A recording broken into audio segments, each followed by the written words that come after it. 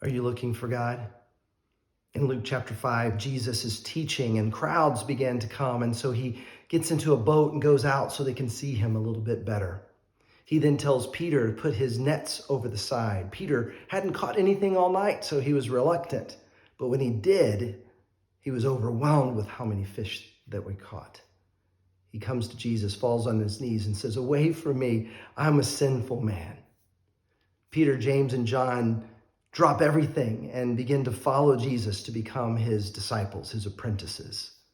It may seem like an odd response, but more than likely they grew up their whole life being taught that the promised Messiah would one day come, and what Jesus was teaching and now what he was doing seemed to indicate that he was the one.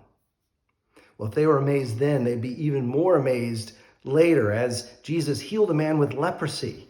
And he began healing so many people, a crowd came, and it was so dense that one group of friends had to carry their friend in a mat who was paralyzed and to the top of the house and dig a hole through the ceiling.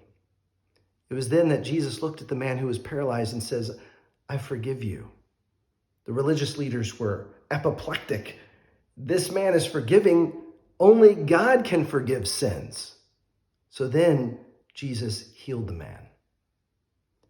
You see, the religious leaders felt like they had it all figured out. They were vying for power. These different political parties, the Sadducees, Pharisees, Herodians, Essenes, Zealots, just to name a few.